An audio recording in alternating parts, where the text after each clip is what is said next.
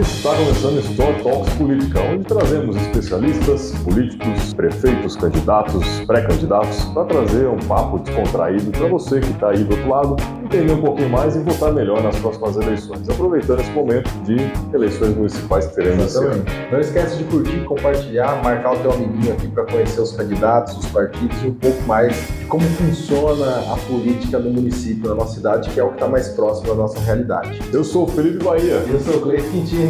E hoje estamos aqui com um experiente político, hoje presidente do Partido Republicano. Isso, Vanderlei Giangrossi. Muito obrigado, Vanderlei Giangrossi, pela aceitar o nosso convite e bater um papo aqui, trazer um conteúdo. Esperamos que possamos contribuir com a população aí e eleger melhores candidatos esse ano. Exato, a consciência é fundamental para que as pessoas possam escolher bem, né? E não serem enganadas, iludidas por falsas promessas, mas ter consciência do que é necessário e do que é preciso para que a gente possa ter uma política saudável, né? E ter pessoas escolhidas com qualidade para que possam nos representar. Isso aí, muito obrigado mais uma vez. Vanderlei, você tem uma carreira aí na política bastante extensa, passou por várias cidades. Então, conta um pouquinho aí da sua trajetória, como foi entrar na política, até onde você chegou, os percalços, conta um pouco da história aí pra gente. Ah, sim, eu me lembro que em 1988, por conta da escola, né, meu professor acabou sendo candidato a vereador aqui em Piracicaba. Você é piracicabano? Sou piracicabano, nasci em Piracicaba, minha história aqui, né, a minha origem, né, antes da política, eu fui guarda-mirim aqui em Piracicaba. Ah, legal. Sim, tive uma participação de 1978 até 83, fui guarda-mirim. Estudei aqui no Instituto Baronesa de Resende, né, antes disso, né, de 73 a 77, né, aí eu fui estudar à noite, trabalhar durante o dia, né, que eu era guarda-mirim, e além da fardinha, né, ainda trabalhava em empresa, né, que não ia a Apla no Açúcar, que é o Instituto do Açúcar do Álcool, que era uma estatal do governo federal, que era a base aqui era em Piracicaba, né, então foi muito importante essa base que eu tive, né, de formação. Começa também na escola, que a gente aprende muita coisa, que foi o início da política, né? A política, em 88, teve eleições aqui em Piracicaba municipais, e meu professor era candidato a vereador e saiu a gente ajudá-lo, né? Vamos ajudar o professor. Convocou os alunos, vamos me ajudar, e a gente foi a primeira experiência. Legal. Que foi extremamente interessante. Eu me lembro que o distrito de Saltinho ainda era distrito de Piracicaba, eu era colégio eleitoral aqui de Piracicaba, e foi uma eleição muito interessante, onde naquela época o prefeito José Machado foi eleito e a gente ajudou a participar dessa campanha. Foi muito interessante, esse processo todo. Foi o início de tudo, né? Foi muito interessante. O primeiro contato com a política. O primeiro contato com a política foi esse. Foi extremamente importante para mim. E aqui em Piracicaba você chegou a concorrer a algum cargo? Em Piracicaba não cheguei a concorrer, né? Nem participar, nem... Naquela época que eu poderia até ter participado, acabei não me envolvendo. Somente agora que nós estamos voltando, depois do trajeto de passar por São Paulo, em Minas Gerais, Ribeirão Preto, esse trajeto, essa experiência que está trazendo, vou regressando para Piracicaba novamente, trazendo experiência para ver se a gente consegue contribuir com o município neste ano. Legal. E você foi para São Paulo, seu primeiro cargo, de fato, você foi eleito, foi em São Paulo como vereador? São Paulo, quando eu fui para lá, né, em 99, para poder participar das eleições, né, nós fizemos um trabalho que foi muito interessante, né, a eleição é muito difícil, né, porque lá eram 11 milhões de habitantes naquela época, 7 milhões e meio de eleitores, era um universo muito grande, um município onde a gente vê que o teto de vereadores eram 55 vereadores, quer dizer, a representatividade muito grande, né? Muitos candidatos, né? Naquela época... Imagina, isso é um absurdo de gente ali. Imagina só, cada partido poderia lançar uma vez e meia o número de cadeira, então chega a 83 candidatos por partido. Então imagina você colocar cerca de 25 partidos lançando 83 candidatos, aí você vai ter uma ideia de mais ou menos quantos candidatos disputaram as eleições, e sem contar as figuras, né? Figuras naquela época, nós tínhamos o Dr. Enéas, né? Que era uma figura, né? Um ícone na política, hoje é reconhecido. Naquela época era só chacota. Era chacota, né? Hoje não estava recuperando os vídeos dele. Você vê que o que ele falava hoje tem muito sentido. Muito sentido, todo sentido. Né? Então, quem teve a oportunidade de conhecê-lo, né? Então, ele, né? Eu me lembro que ele impulsionou, aí foi até interessante que a Câmara Municipal de São Paulo acabou elegendo 2 vereadores, né? A doutora Avanir e o Baratão, né? Baratão. Exato. Eu fui o menos votado da Câmara Municipal com 2.013 votos. Então, imagine, o mais votado teve 230 mil votos e o menos votado 2.013. Hoje, na regra, na lei, jamais entraria, né? Pelo menos ter 10% do coeficiente eleitoral não estaria dentro. Mas foi uma eleição muito difícil. A gente acabou participando, acabei me tornando o 16º vereador mais votado da cidade, né? Com 32.432 votos. O partido fez 3 vereadores e foi uma disputa muito interessante, né? Então essa eleição foi diferenciada. Cara, que legal, né? Imagino que na Câmara de São Paulo o aprendizado foi gigantesco, né? Gigantesco, né? Por conta das pessoas que estavam lá, né? Estava comentando aqui no nosso intervalo, né? O Rogério Farada, que era o advogado do Ratinho, estava lá, né? A doutora Avanir, que era uma pessoa interessante, o José Eduardo Martins Cardoso, que foi ministro da Justiça, né, também, né? Uma pessoa extremamente interessante, o Ricardo Montoro, filho de Franco Montoro, né? Então, o Coronel Erasmo Dias, então, pessoas extremamente interessantes, onde nós pudemos também aprender demais com eles, né? Os valores políticos, né? É uma escola tremenda e pessoas que tinham conhecimento e a gente aprendeu demais. Que legal, né? E essa experiência você conseguiu levar para outras câmaras que você acabou participando? Sim. Daí teve... O mandato foi muito interessante, né? Porque a gente acabou a entender o que significava o legislativo, né? Mas eu confesso a vocês que, um detalhe, quando eu fui eleito, no dia que eu fui eleito, todo mundo fez festa. E eu fui eleito, todo mundo fazendo festa, eu botei a mão na cabeça e disse assim, meu Deus, onde eu me enfiei? Eu fui eleito. E agora, o que é que eu vou fazer? Porque eu não entendia muito do legislativo, né? Não sabia muito o que era. Isso aí, fui eleito, e agora?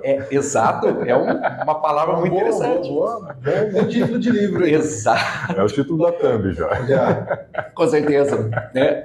Fui eleito, e aí? O que eu vou fazer?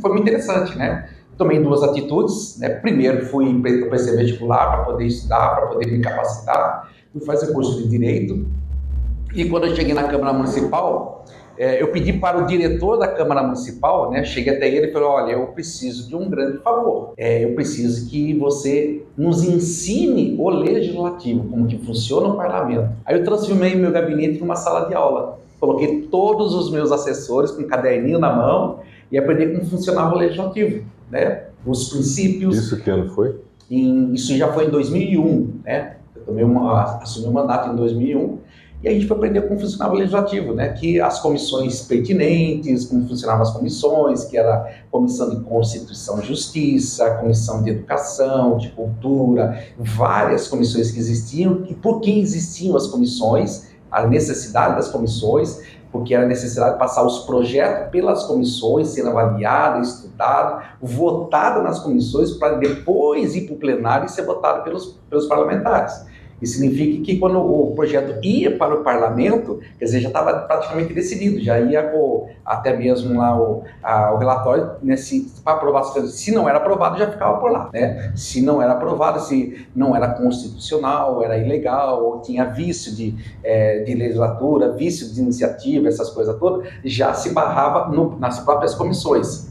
E quando ia para o plenário, já estava pronto. Né? Então, quando a gente vê o deputado, o vereador votando, acha que o projeto foi encaminhado naquele momento, e não foi, né? Já foi estudado. Tem todo um processo todo trâmite. Todo o processo. Foi tremendo. E a primeira atitude que eu tive, como acabei participando da Comissão de Constituição e Justiça, foi tema também. Canaliza a constitucionalidade e a legalidade dos projetos. Tá? Então ele faz uma análise jurídica, a Constituição. Exato, a Constituição e com a lei orgânica do município. Tá? Cruza, e você vê, por mais que tenha todo esse processo antes, ainda tem processo que chega no STF analisando se é constitucional ou não. Então você imagina, tem todo um processo e ainda assim acaba passando, porque deve ser um volume monstruoso de... A questão é o rito da Câmara, né? Tem alguns projetos que passam, acaba sendo reprovada pela constitucionalidade, aí vem a atuação política, né? Politicamente eles acabam aprovando, né? e vai para o plenário, mesmo sendo Mesmo a Constituição tendo colocado não permitido. Tá, entendi. Acaba indo para o plenário e eles arriscam, né? Porque às vezes apenas para ganho político. Eu apresentei um projeto, né? Infelizmente,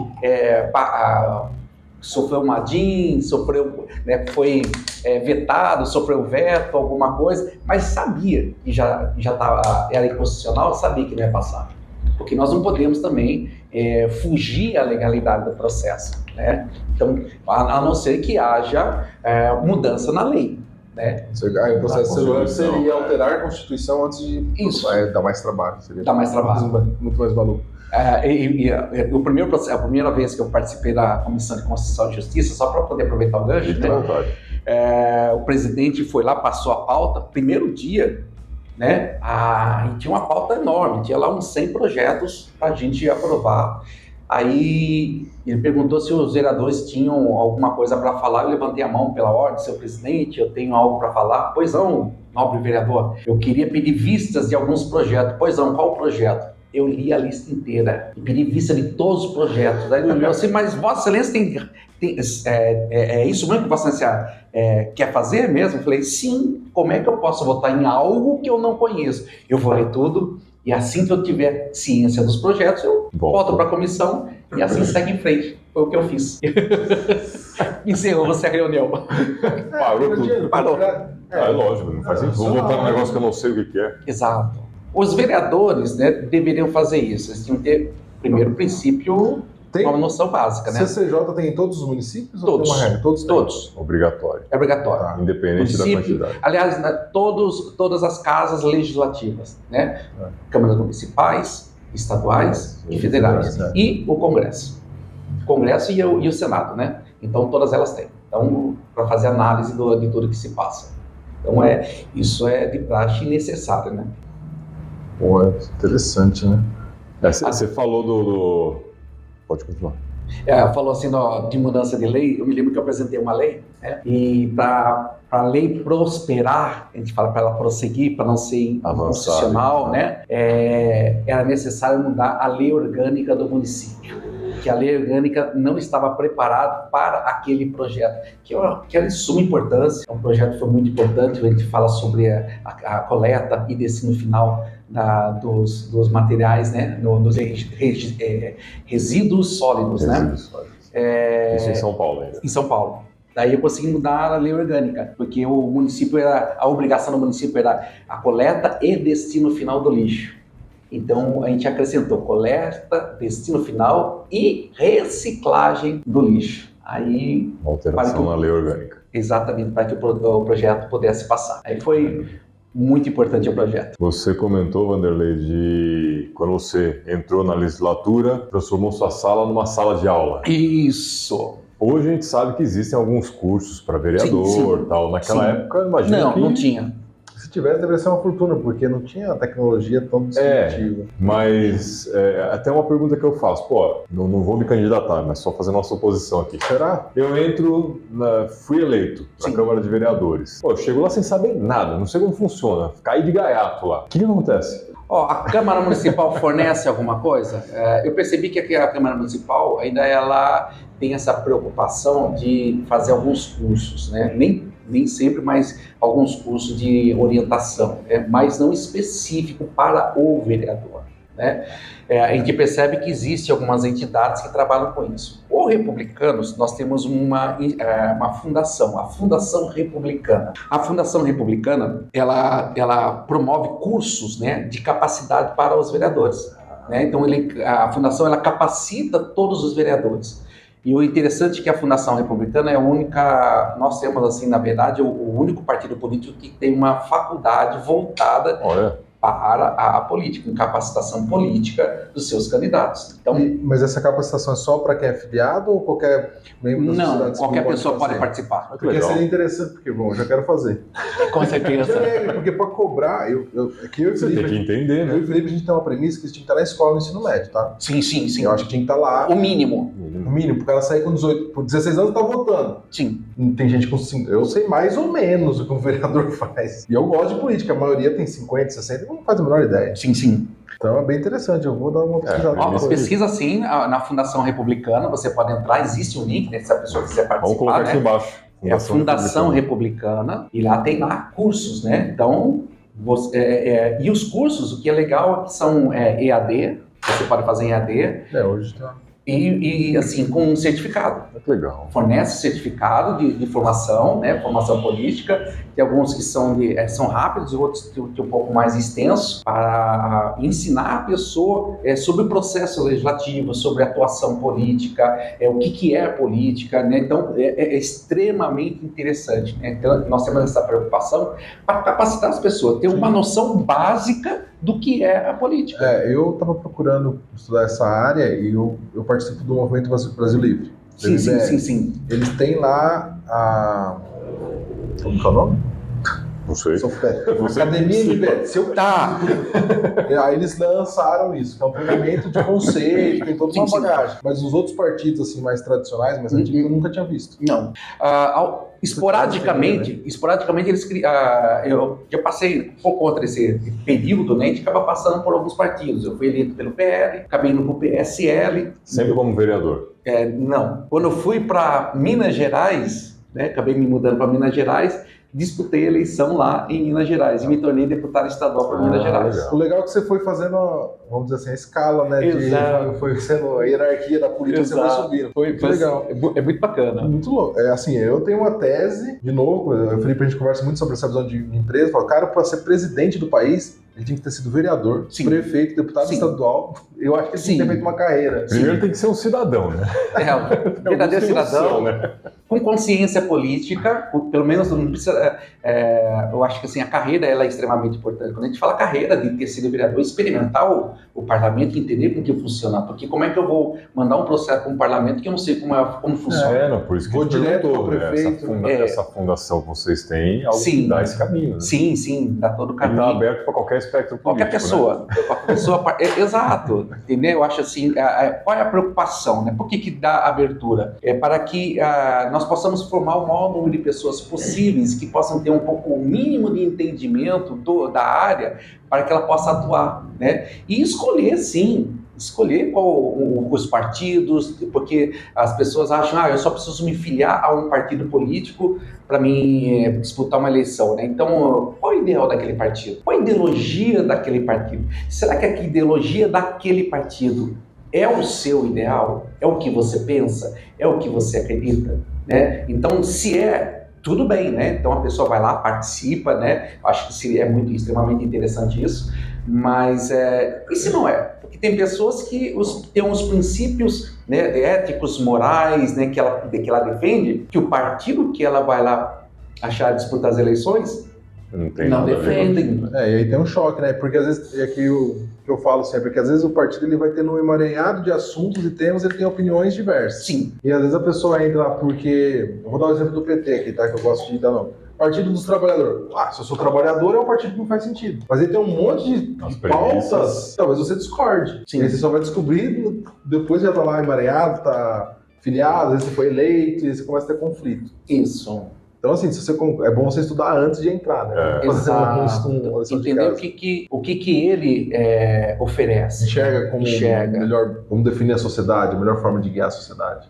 Um exemplo, nós somos um partido assim, de centro-direita, tá? Que preza pela família, preza assim, pela legalidade, pelos princípios morais, éticos, pelos bons costumes. Então, quando nós falamos assim, prezar pela família, né, é que ter cuidado com a família, porque não destruir, porque você sabe que é a base de tudo, né? A célula máter da sociedade é a família. Quer destruir a sociedade? Destrua a família. Destruir a família, você destruiu a sociedade. Aí você gera o caos, e aí como é que fica, né? É o que nós temos visto hoje, né?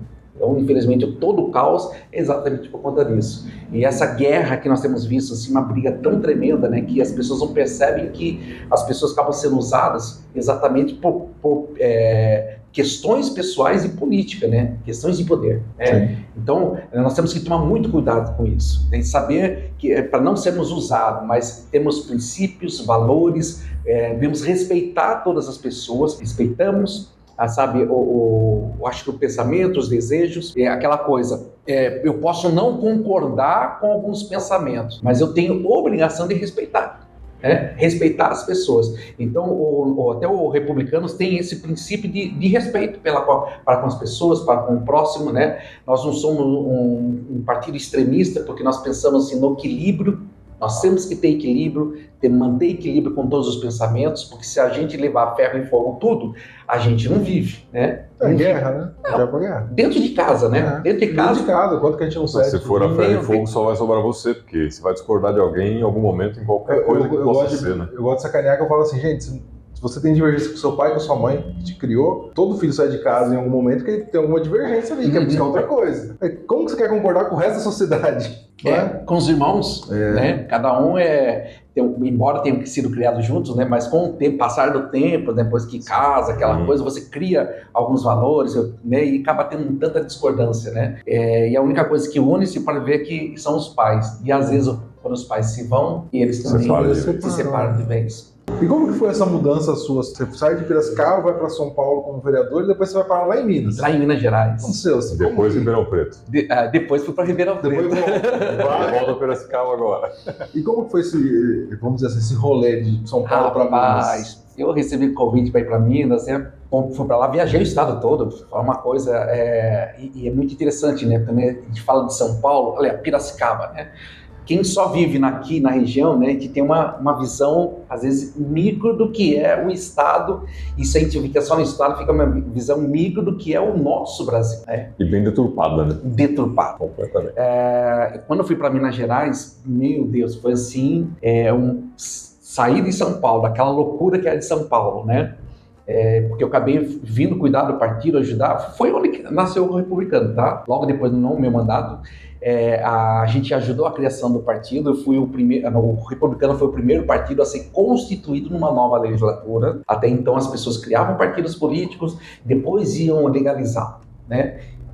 Aí na nova legislatura, primeiro você tinha que legalizar para poder ser constituído de fato.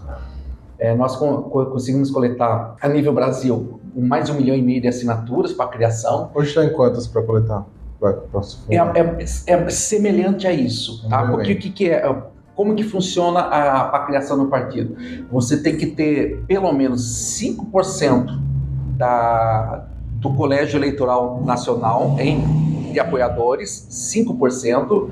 Porém, nós temos que ter pelo menos em 7 federações, coletado em todas as federações, tá? E em 9 federações, 9 federações tem que ter pelo menos 5%, quer dizer, 9 estados tem que ter pelo menos 5% de cada estado. E no total, né, que você conseguir 5% do total de eleitores do Brasil, tá? Coletamos 1,5 milhão, né? E no final conseguiu validar, tivemos que validar em todos os cartórios as assinaturas, além de coleta, depois validar a assinatura, que foi um sacrifício tremendo. Essa deve ser a parte mais difícil. Cara, hoje está difícil, imagina que lá. Perdemos 1 milhão de assinaturas. Eu imagino. Assim, conseguiu apresentar 500... A ferradura perde. Sim, que foi loucura, né? Para você conseguir. Então, você errava uma, você perdia a folha toda. Então, por 525 mil assinaturas, tudo, né? Assinadinho, certificado. Imagina um monte de passa com 525 mil assinaturas. Daí eu fui levar para o juiz homologar o partido. Daí foi dar a entrada, fomos visitar o juiz e o pessoal foi dando a entrada. Com as assinaturas. E conversa com o juiz, falou, nós viemos aqui trazer assinatura, pô, que bom, né? Viemos aqui trazer assinaturas, nós só não falamos do volume, né? Aquele monte, eu levei uma Kombi cheia de papel. Aí, de repente, o atendente que estava recebendo a assinatura foi com o juiz, doutor, que loucura, tem um monte de papel lá, o que vai fazer com aquilo? Aí ele disse, se eu fizer, doutor, nós fizemos nossa parte. Foi difícil. Agora, infelizmente, você vai ter que fazer a parte desse homem, você vai ter que certificar todas elas. Pelo amor de Deus, como é que eu vou fazer isso? Mas nós hemos entrado em onde foi que nasceu, na verdade, o PMR, Partido Municipalista Renovador 10. Daí veio a primeira eleição, né, do partido. para a Câmara, aliás, para a presidência da República. A gente acabou lançando o primeiro vice-presidente da República naquela época, o José Alencar, que saiu do PL, acabou vindo e ele deu um novo nome, em vez de PMR, PRB, Partido Republicano Brasileiro. E essa missão do próprio partido, tudo mais, acabei indo para Minas Gerais, lutar lá, trabalhar lá. Né? E acabei disputando as eleições e rodei o estado, que saí de um estado de 645 municípios, aliás, saí da capital do estado, de 13 milhões, quase 13 milhões de habitantes, né? Naquela época lá, uns 12 milhões, e fui para o estado de 853 municípios, 2 vezes o tamanho do estado de São Paulo. Extensão territorial gigantesca. Meu Deus do céu, daí imagina rodar o estado todo. Foi assim, um desafio enorme. Consegui lá meus 46.645 votos, daí acabei assumindo a Assembleia Legislativa, embora eu fiquei de suplente, mas acabei assumindo por conta de alguns deputados serem levados para as secretarias. E eu acabei me tornando deputado estadual e o primeiro suplente da história de Minas Gerais a ser presidente de uma comissão efetiva na Assembleia de Minas. Presidente da Comissão de Políticas, Agropecuária e Agroindustrial. Aí foi uma outra lição, foi uma outra vertente. E aí faz todo o planejamento do mercado agro. Todo planejamento. É uma área que às vezes a gente não compreendia muito, mas eu tive uma... Deus me deu uma diretriz muito importante, né? Não era a minha área, né? Vamos lá, toda a minha área. Tanto é que me perguntaram, deputado, o senhor é agrônomo? Eu falei, não sou agrônomo, não. O senhor então, fala, é fazendeiro. Eu falei, não tenho fazenda. Eu falei, mas como é que o senhor lida tanto com essas coisas, gosta tanto e se envolve tanto com isso? Eu falei, porque eu cuido de ovelhas. Entendi, né? Então, por isso que você está na sua área, só que é no sentido figurado, tá? Sim.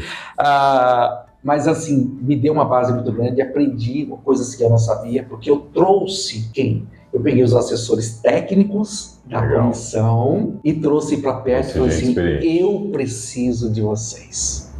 Mas a gente que precisa de vocês, mas eu preciso de vocês, quem conhece toda a área são vocês. E eu preciso que vocês me deem diretrizes. Aí deixei eles à vontade para trabalhar. Moço, chegamos a reunir mais de 1.000 pessoas em comissões, em debates, foram debates calorosos, extremamente importantes para o Estado. Fomos trabalhar com queijo, com leite, com a cultura pecuária, com agro, tanta cultura, tanta coisa que eu desconhecia. Como ideia, em Minas Gerais, foi coletado o primeiro azeite extra virgem em 2008, dia 29 de fevereiro de 2008. Extração de azeite no Brasil, né? E existia um porquê, né? E num município muito interessante de Minas Gerais, o município de Maria da Fé, porque é um município aqui do sul de Minas, que ele fica num vale e é frio. Então é necessário ter um clima frio, então se cultivava... precisa. E eu convido vocês a conhecer também, que é muito bacana, quer dizer, a grande cultura. Aí eu fui entender o nosso agro. Porque é muito diverso, Puxa, né? Que coisa linda. Eu tenho... Aí entra nesse papel nosso. Gente, o que é o nosso Brasil? Não é... Nós somos a potência mundial. Nós somos. Eu também acredito nisso. A gente é mal aproveitado, né? Sim, exatamente. Infelizmente mal administrado. O Brasil sempre pedala, né? Sempre patina, na verdade, né? Fica sempre patinando. Porque quando você olha para o Brasil, clima... Tudo favorável. Tudo favorável. Não tem um terremoto, não tem um tsunami. Tudo. Você planta, dá para fazer safra o ano inteiro. Sim. Ano inteiro. Sim. Mais de uma safra. Mais de uma safra. Você pega países nórdicos, Estados Unidos, Europa, o cara tem que correr plantar, correr colher, se der uma chuvinha forte, você perdeu tudo. E nós não. Nós temos assim, uma potência mundial. Não sei se você se lembra quando houve o embargo da nossa carne. Lembra quando houve lá em 2008?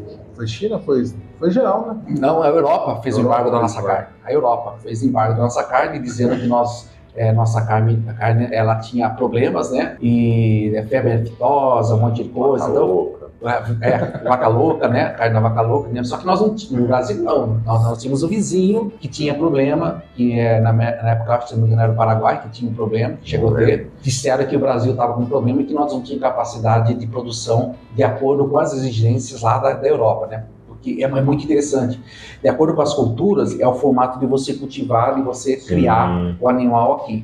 Existem fazendas que só cria, assim, eles criam para exportação para determinadas regiões, né? Então, ou até a cultura é totalmente respeitada aqui. Né? Disseram que nós não tínhamos a produção suficiente, então eles vieram com uma comitiva da Europa para certificar apenas 300 fazendas no Brasil.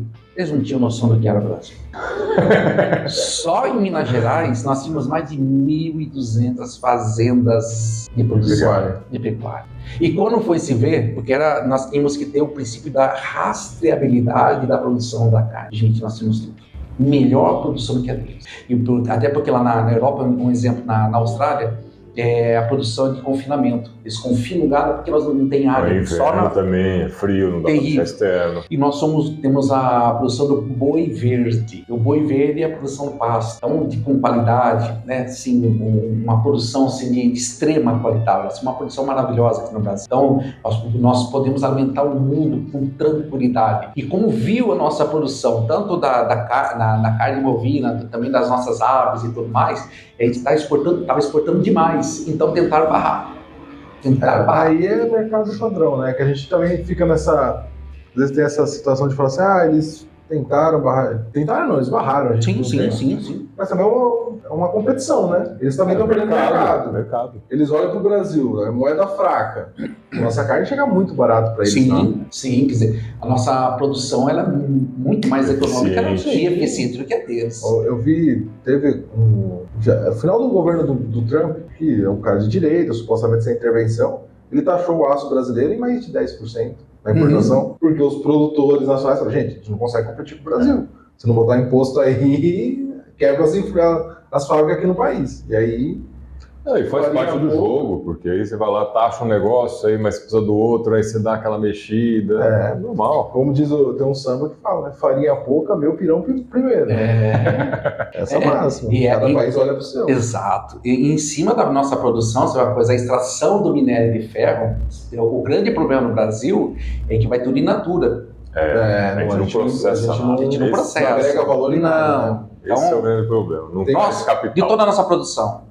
Tá? Se a gente, naquela época lá, eu descobri que nós tínhamos, falando do processo do nosso ferro, né, do aço, eu descobri naquela época lá que tinha um país na Europa que era o maior exportador de café do mundo. E sabe quanto que se produzia? Nada. Ele comprava a produção do Brasil, a produção da Índia, beneficiava o café e vendia. Tem isso, o chocolate da Suíça também, a turma fala. O chocolate suíço não tem. Não produz cacau, tudo aqui no Brasil. Então, nós temos todos os produtos.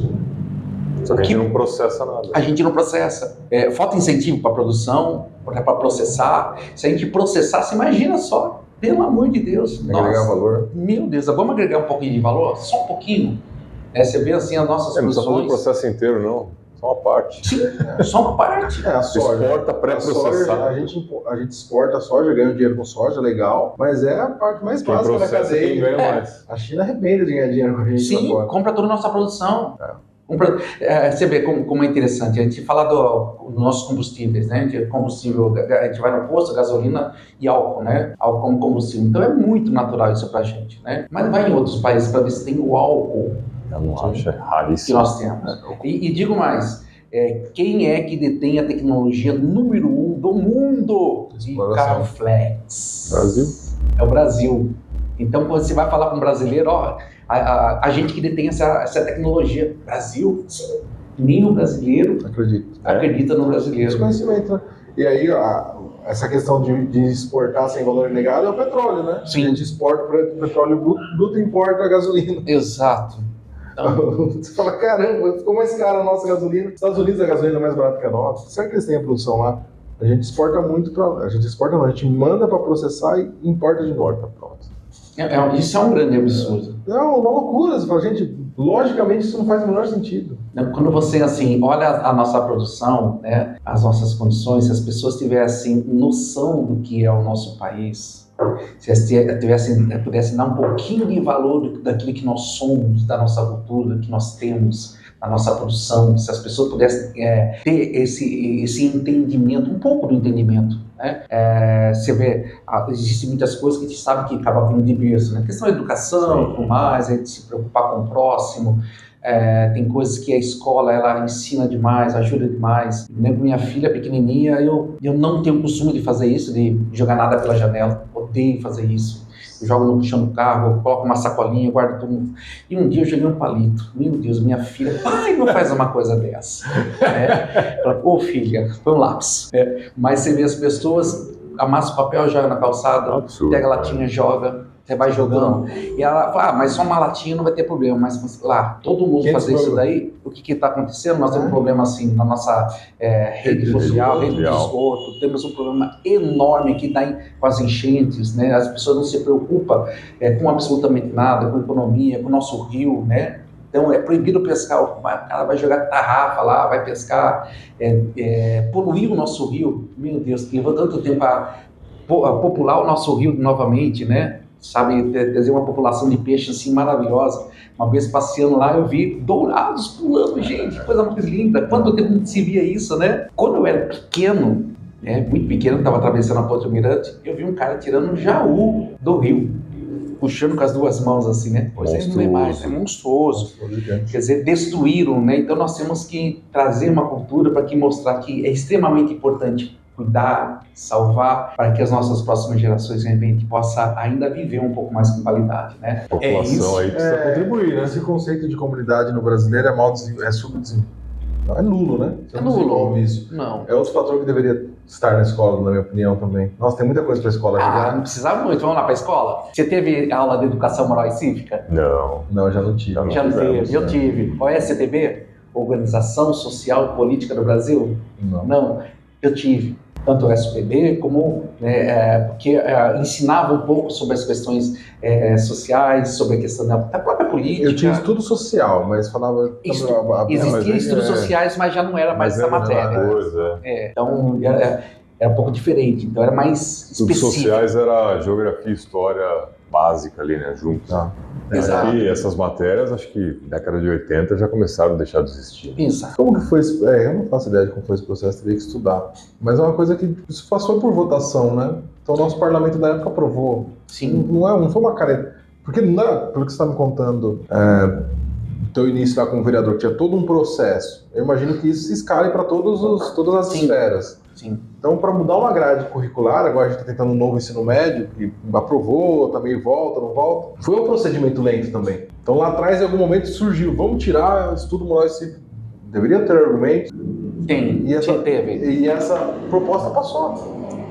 Então, nossa sociedade ela não é o problema. A turma fala muito assim hoje, eu escuto muito. Essa geração tá perdida, essa geração tá horrível. Cara, mas tem uma porrada de coisa que sumiu, que foi lá atrás, que foi a geração dos meus pais, meus avós, que não estavam acompanhando, sei lá. Essa geração da minha infância eu vivi o militarismo, né? Assim, em 1966, o militarismo se instalou em 64, eu já tinha 2 anos. Isso até uma boa parte, quando eu fui guarda-mirim, ainda era o militarismo. Eu me lembro de Ernesto Geisel, sabe? O Ernesto Geisel foi o último presidente militar, né? Então a ideia, e nessa época do militarismo que existia o SPB, né? Organização Social Política do Brasil, né? Então essas matérias que se tinha essa preocupação de ensinar o civismo, né? Na Guarda-Mirim eu tinha um princípio muito importante, né? Que a disciplina é a base fundamental de todas as coisas. Aprendemos porque o nosso comandante ele era militar, né? Mas era um absurdo. Foi a melhor fase da minha vida. Agradeço a Deus por ter passado por isso, por ter civismo, por, sabe, ter respeito para com o próximo. Eu me lembro que por conta da farda da Guarda-Mirim, que eu usava farda, né? Eu tinha 13 anos de idade, estava descendo a Rangel, né? E tinha um rapaz que estava tendo um ataque epilético, né, na rua, e algumas pessoas em volta dele, sem saber o que fazer, me viram. Eu tinha 13 anos. Mas eu estava de farda. Vem cá, olha, socorre. A responsabilidade. O que a gente faz? Poxa, eu tinha 13 anos de idade. 13 anos. Eu falei assim, pega álcool e vinagre e chama a ambulância. Mas para que o álcool? O álcool esfreguei no pulso dele e dei vinagre para ele cheirar. Aí, na hora, eles obedeceram, foram lá, fizeram isso e chamou... Sinal de autoridade, né? Sinal de autoridade. A gente batia continência para o policial militar, o militar batia continência para a gente, tinha um respeito.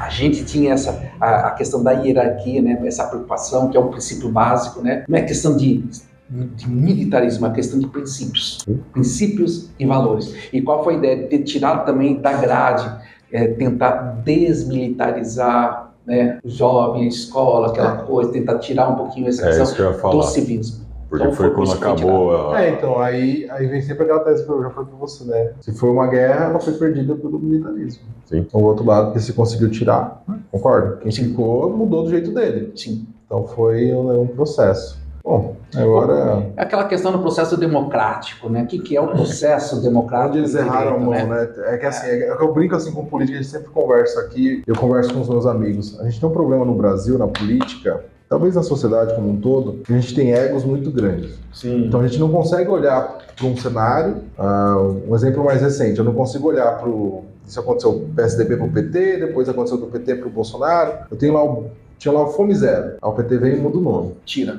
Troca o nome, dá uma adaptada. Minha casa, minha vida. Meu programa. Meu programa. Meu programa. Aí Minha Casa Minha Vida. Não, agora vai ser Casa Verde e Amarela. Por que mudou? Não, é a mesma coisa. Então só mudou o nome. Aí agora perde-se um tempo voltando para ser Minha Casa Minha Vida. Ou dizer assim, em cima disso. O Bolsonaro ganhar, ele volta pro verde e amarelo. Eu me lembro que tinha um programa do Fernando Henrique Cardoso que o Lula acabou implantando e pegou na época do Lula e dá a impressão que foi ele que fez. Bolsa Família. Foi o Fernando Henrique que implantou. Aí você pega assim, fala, quem que criou? Então o pessoal não permite que se saiba que foi Fernando Henrique. Então você perde um tempo. É um marketing deles, né? E é mal divulgado, que depois de adulto vou estudar o conceito de renda mínima que o Suplicy defendia lá atrás, é uma tese liberal. Uhum. Foram autores e pesquisadores liberais que desenvolveram. Uhum. E o Suplicy defendia isso como uma política de esquerda, do outro espectro político ideológico. Hoje o Bolsa Família está aí, todo mundo acha que é algo de esquerda. Não é. Não é. Quem plantou foi o Fernando Henrique, que era liberal. É um balai de gata política. E aí a gente perde muito com isso. A gente podia ter um pouco de maturidade de olhar e falar, isso aqui deu certo, segue o barco aí, vamos pensar esse outro problema. Um problema esse governo já resolveu. Vamos pro próximo. Exato. A sociedade parece que não. E é para isso que a gente traz pessoas aí com a capacidade de debater e trazer um conteúdo, né? Porque senão a gente fica perdido, né? Então... elucidar um pouco, né? Porque a massa não tem acesso. Quer não. Nosso programa ainda não atinge uma massa. É um público relativamente pequeno. Esperamos crescer com isso. Mas tem outros canais que fazem isso, que atingem um público maior, obviamente. Mas ainda assim não é uma massa, porque é nichado. É muito nichado. E o problema maior é que os veículos de comunicação, Piracicaba especificamente falando, os que têm maior alcance são os jornais. E eles estão, eu vi as sabatinas, de todos os pré-candidatos, é muito quadradinho. O que você acha? Não tem uma conversa. O que você acha? Pergunta formatada. Às vezes recebe a pauta antes, eu posso ensaiar. Já fala a pauta vai ser essa. Ou então o candidato leva a pauta, vamos isso aqui que eu quero falar. Isso aqui que eu vou falar, que isso aqui que eu entendo. Há um exemplo que nós estamos vendo nos nossos jornais. Por falar em jornais, nós estamos vendo uma situação nos jornais aqui. Piracicaba em divulgar pesquisas eleitorais, né? Com qual base, né? Então, a base é interesses, né? Então, quais são as pesquisas? Na verdade, ela deveria mostrar uma realidade real, de interesse para a população. Quando você divulga as ideias, as propostas, realmente você divulga o que é necessário ser divulgado da maneira correta, você desperta numa população, desperta interesse. Mas quando você começa a ver coisas tendenciosas, dizer uma coisa, ontem divulgou maciçamente, há 2 dias, um resultado de uma pesquisa que eu entendo que não é real, pelo que a gente tem conhecido em pesquisas, né? Tem visto pesquisas internas, tem entendido. Se você foge um pouquinho, só um pouco, daquilo que você tem acompanhado, porque é impossível você mudar uma coisa de um dia para o outro. Hoje é fulano, não, amanhã é fulano. E hoje se divulgou uma outra pesquisa totalmente diferente da outra que foi feita antes de ontem, uma outra empresa. Daí, gente, aí você tentar criar retóricas para confundir o povo. O que de fato que está acontecendo, né? Eu até soltei uma piadinha no grupo esses dias que eu não sei, cancelado aí. Pesquisa é igual biquíni, mostra tudo menos o que importa. Porque eu comecei a olhar as redes lá, o Barjas postou, somos liderança, não sei o que, a pesquisa não nos mostra consolidado. Aí ok, aí você vai lá pro Polex, a postagem dele era, a nossa campanha foi a que mais cresceu da última pesquisa para essa. Ele não tá mentindo, porque você olha a pesquisa, é verdade. Ele que mais cresceu. Só que quando você olha, você fala assim, ele saiu de 1% para 2%. Dobrou, né? Dobrou, aumentou. percentual, mas a forma como ele divulga parece que... E o Barjas também. Na verdade, ele saiu de 8, sabe para quanto ele foi? Na pesquisa lá que foi... É que ele não divulgou o número, Ele né? não divulgou o número, Não. exatamente. Por que ele não divulgou o número? Porque como foi feita uma pesquisa e ela tem que ser registrada, aquela coisa toda, para você divulgar. Então ele não pode divulgar o número. Entendi. Tá? Houve um crescimento, sim, muito interessante. Com a vinda do Bolsonaro para cá, ele saiu da casa dos 4%, foi para quase 20%. Ele cresceu. Muito. E é a mesma pesquisa. Então, tipo assim, os dois usaram a mesma pesquisa e os dois olharam o que eles queriam olhar, né? Pra você ter uma ideia, na pesquisa realmente permanece na frente, tá? Só que esquece de falar que a cada pesquisa permanece na frente, mas continua caindo. Continua caindo. Enquanto um continua caindo, porque ele chegou ao ápice, então a tendência isso é natural. E aquele que está lá embaixo, a tendência é subir. O que se faz é usar as informações e colocar uma narrativa que te favoreça. Sim. Inclusive tem um amigo... É um marketing isso. Teve um amigo meu que falou assim, ok, ele está liderando, mas vocês fizeram uma pesquisa de rejeição? Lidera a rejeição.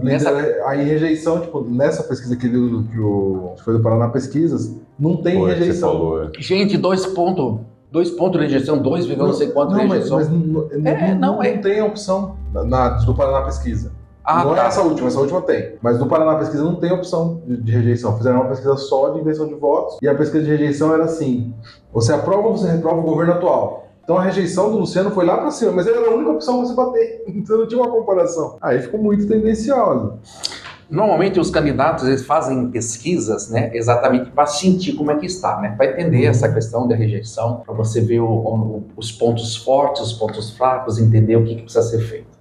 Alguns não são conhecidos, principalmente os novos, né, que estão disputando agora, não são tão conhecidos. Os 3 deputados eleitos não são tão conhecidos na cidade. É verdade. Tá? Quando você fala assim, Piracicaba tem 3 deputados estaduais, tá? Hoje tem 3? Hoje tem 3. O Alex, o Elinho e a Bebel. Nós temos 3 deputados eleitos aqui. Embora a Bebel foi eleita pela POS, se ela assim, a votação dela teve uma votação pequena em Piracicaba. Ela foi maior dos 3, mas em relação a Piracicaba, que ela é daqui da região, a votação dela foi bem pequena, né? O mais votado foi o Alex e em segundo veio o Zanata, né? E quem acabou perdendo a eleição foi o Roberto, né? Que já estava no mandato já desde... já deu também, né?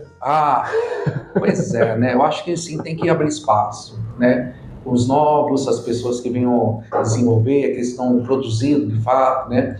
E nós temos capacidade de eleger deputados estaduais e federal aqui. Há muito tempo nós não temos representante federal aqui. É verdade. A polarização é muito grande, então nós estamos enfrentando muitos problemas. Nós precisamos repensar isso. Nós não temos mais bons representantes. Inclusive agora, nessas eleições, eu acho que há muito tempo não tinha tantos candidatos para a prefeitura como está tendo agora, né? Então, nós temos que repensar, pensar muito bem, ver histórico de cada um, ver o que a Piracicaba precisa, né? E quem que se adequa mais às nossas necessidades. É bem complexo esse aspecto, né? Que a sociedade não enxerga dessa forma. Exato. Porque o Elinho teve uma votação significativa aqui, mas ele nunca fez nada por Piracicaba na sua carreira política. Ele foi prefeito de Charqueada, São Pedro, mas nunca foi vereador de Piracicaba, por exemplo. Então você vê que é possível, mesmo que você não seja conhecido, desenvolver uma campanha para ser o segundo mais votado, por exemplo, ganhar da Bebel, estava em Piracicaba. A pesquisa fala, né? A pesquisa anterior, só que não é o que mostra as outras pesquisas, né? Agora, uma dúvida de pesquisa. Por exemplo, a última que saiu, a do Paraná Pesquisa, foram 700 entrevistados. A última da Vox SBT lá, não sei. Então, Vox Brasil. Vox Brasil. Foram 600. É relevante esse número? Conversar com 600 pessoas num ambiente de 300 mil? É assim, você pega assim por amostragem, né? Só que depende de onde você faz. O bairro também conta muito. Vamos supor, eu pego uma pesquisa e eu sei que eu estou muito bem em um certo lugar e eu vou concentrar minha pesquisa lá naquele lugar. Eu vou estar na frente. Com certeza você na frente. Sim. Por isso que a pesquisa ela tem uma metodologia e ela tem que ser divulgada como ela foi feita. Então, daí você pega... Ninguém lê isso. Só que a pesquisa, eu fui pesquisar o pesquisador, de onde que é, quanto tempo teve de criação dessa empresa, 2 anos, e daí você busca no Google... Você não acha? Você não, Eu não achei. a empresa não, mas eu achei uma imobiliária. Eu também achei outras empresas com... Achei uma imobiliária no igual. local, mas não achei essa empresa. Olha que coisa. No Paraná Pesquisa, eu consegui acessar o site, baixar a pesquisa e olhar item por item. Lembra que eu estava até comentando com você? Uhum. Mas essa última eu não consegui achar, o arquivo com todos.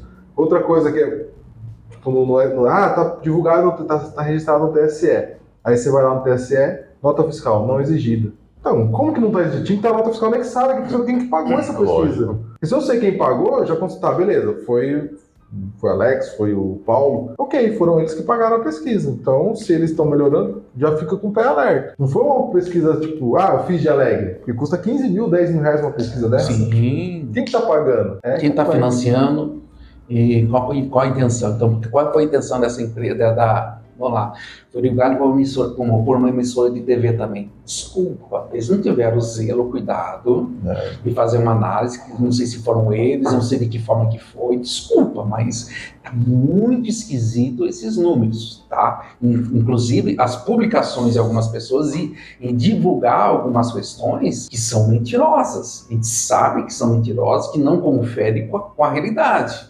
Né? É muito difícil. Então, eu tenho a preocupação de ler e pesquisar, tá? Então, a forma que você fala, quando você fala da questão de pesquisa, às vezes o argumento que as pessoas utilizam aqui também, né? É uma coisa, eu tenho do Republicanos, eu tenho o meu deputado estadual, que é o Gilmar Santos, que ele é o primeiro vice-presidente da Assembleia Legislativa de São Paulo, né? Ele é o primeiro vice-presidente. Aí tem gente que divulga aqui como se ele é o vice-presidente. E eu falo, não, você não é o vice, você sabe que você não é o vice. Aí, ultimamente, antes só falava o vice-presidente, de tanto falar, de começar, olha, eu sou um dos vice-presidentes, é o terceiro vice-presidente. Né?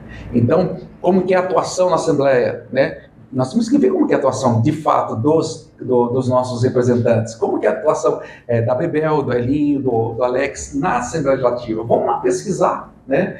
Dar uma voltinha nos corredores e entender como que funciona, como são o aspecto de representatividade deles dentro da Assembleia e dentro do governo, né? Dentro do governo, né? Então, como nós não temos assim o republicano, nós temos o governador, que é o Tarcísio, ele é do republicano. Há um exemplo, assim como o Bolsonaro também veio apoiar o republicano também tem a intenção, tem a sua tendência de apoiar o seu representante aqui, né? Porque tem interesse no próprio governo de ter os seus representantes aqui. Sim, né? Fortalecer. Assim, fortalecer os municípios, então, que seja a sua base de fato, né? Não aqueles que dizem que são de base. Então, aqueles que de fato são. Nós temos que tomar muito cuidado, mas fazer pesquisa. Agora, quem é que tem paciência para ficar fazendo pesquisa? Esse é um ponto. Eu penso ali que a gente tinha que conversar com pelo menos 30 mil pessoas. Foi só um achismo meu. Não, pra mim é mais longa, mais chata, mas eu tinha que olhar para um bairro. Porque tem uma coisa que eu vi um repórter falando isso outro dia e eu achei bem interessante. Que ele falou uma coisa que é assim, antigamente você fazia uma pesquisa por bairro e você tinha aquela visão, porque aquele bairro era muito próximo. Então a opinião de 10, 15 pessoas era, de certa forma, a opinião do bairro. Não, era uma amostragem. Uma amostragem válida. Hoje, a opinião não está se formando conforme o bairro, está na internet. O cara nem conversa com o vizinho. Não conhece o vizinho, mas ele conhece uma galera dos outros bairros que estão na internet. Então, tipo, a amostragem do bairro já está quebrada. Sim, eu tenho meus vizinhos, é muito interessante. Eles conversam com um, conversam com o outro. Então, lá, o vizinho da frente é da esquerda, é do PT, né, do partido de esquerda, daí o outro lá de direita, o outro. Então, é muito plural, né? Então, você não consegue ter uma informação na rua que eu moro. Sim. Na rua. No meu cliente lá no Rodrigo, eu vejo pelos Wi-Fi, não mostrei pra você não. Não. Você foi lá, tem um Wi-Fi que faz o L, aí o outro Wi-Fi é mito. O outro é Lula 26, os caras ficam brigando pelo Wi-Fi, pelo nome do Wi-Fi. Você anda na rua, você vai mudando os Wi-Fi, vai aparecendo Lula, mito. E eu falei, cara, é muito surreal. Então nem aí os bairros. Daí pra fazer uma pesquisa tá fácil. Então. Mudem a nome só pelo Wi-Fi. Tremendo. Pesquisa mais alta, usar a empresa de internet. Pô, tá aí um método. Gente, mudem a rede do Wi-Fi da sua casa com só pra saber. Contratar as empresas de internet. Em Minas Gerais era muito interessante, né? Como você sabia, né? A posição da cidade, né? Pelas bandeiras. Eles usavam bastante. Usavam bandeira. E até hoje tem municípios aqui que usam bandeira ainda. A bandeira azul, a bandeira amarela, a bandeira verde e a bandeira vermelha. Então lá, quem tinha mais bandeira é que estava na frente da pesquisa. Olha só. E era real, muito real, porque eles tinham que levantar a bandeira do partido, quando o candidato, aquela coisa. É que o Brasil é tão amador em tudo, né, cara? Porque eu falo assim, hoje a turma tem medo de levantar a bandeira. Sim. Porque ficou agressivo demais. A gente deveria conseguir expressar opinião é um problema. Sim. Não, mas assim... Ou agora, né? De um tempo pra cá, né? Então, porque que nem você falou assim, eu posso não concordar, mas eu tenho que respeitar. Então, se a gente tivesse essa maturidade civil do tipo, meu amiguinho não gosta do azul, mas eu não preciso bater nele, eu só posso... Não gostar do azul. Gostar do vermelho e deixar ele gostar do azul, numa boa, a gente não precisa se matar. E aí talvez seria mais fácil na pesquisa. Porque eu acho que na pesquisa hoje o pessoal tem medo de falar. Sim. E também tem um outro fator na pesquisa que quem divulga nenhum fala. O índice de não sei e não quero opinar é gigantesco. E dá pra dar de braçada nesses votos. Sim, se você para pegar a quantidade de pessoas que foram entrevistadas, assim, né, que não opinaram, o número é muito grande. Então, quando fulano está com, vamos lá, 50%, né, 50%, maravilha, cara tem 50% de intenção no voto da cidade. Só esqueceu que se tem 73% de pessoas que não opinaram. Só essa pessoa muda a eleição, se eles decidirem. Então, entender que o cara tem 50% num volume, sabe de quantos por cento tem lá? 100% menos 73%, eu tenho lá 27%. Então, ele tem 50% e 27%. Então, em 50% e 27%, eu vou ter lá, quanto, né? 10, 14%. 13%. Que é a forma de você manipular as informações para chegar no resultado que você quer. Você olha o número da forma como você quer. Estatística. Uma estatística, então. Você descarta aquilo que você considera lixo, que aí no caso seriam os votos não válidos ou os indecisos. Que não opinam. E aí você trabalha só com aquilo que te interessa. Exato. E aí você não está mentindo, mas... assim, né?